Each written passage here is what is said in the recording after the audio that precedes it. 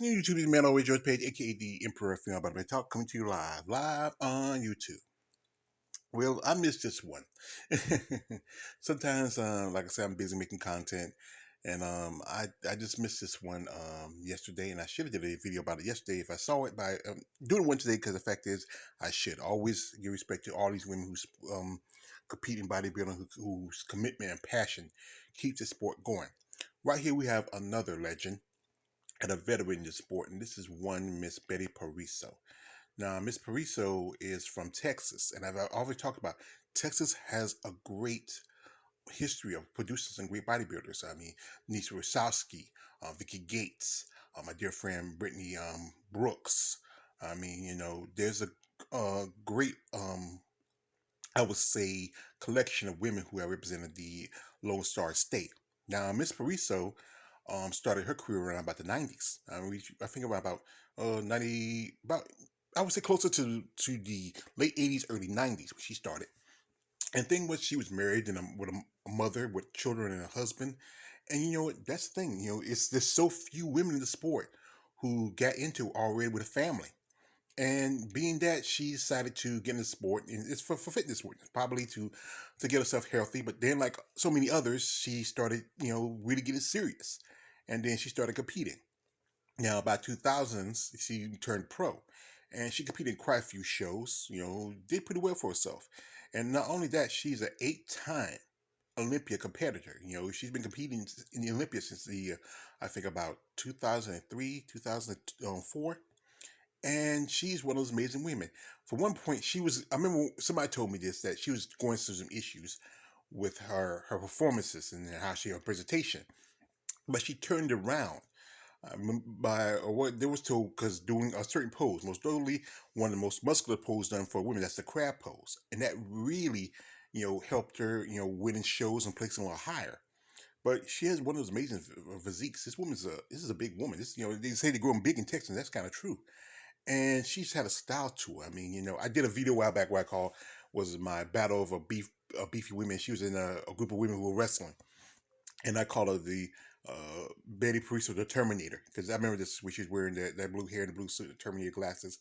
She was just great. I mean, amazing physique, a great lady, especially a woman who was in her. By the time she really started hitting her strides, she was in her late 40s and maintaining a level of muscle that was amazing.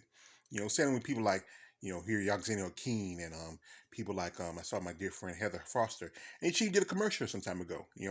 One of the few women who ever get the chance to do mainstream, entertainment. But I think she was just an amazing woman, a great physique, a great body. Even there, she still had a fondness for bodybuilding. She even her and her husband, Bob Pariso, promoted shows. One notable show is the Europa Championships, and for a long time, Europa did have female bodybuilding, but well, I like to say, I hate to say it's about Nancy. She did walk quietly through bodybuilding and stab him in the heart when she dropped the women's bodybuilding from her Roper show. But she still promotes the sport, and still promotes bodybuilding in general. You she retired around about 2010, and then she started focusing more on her businesses, her promotions, her family. She's a mother, a loving mother. Her two grown children, and she has a good relationship. She's a grandmother. That's a very special thing. Not a lot of female bodybuilders can say that they had a chance to be a mother and a grandmother, and to still her line and her legacies can continue. But you gotta respect her and her husband's Bob commitment to the sport of bodybuilding, their passion, and their just their love for this sport.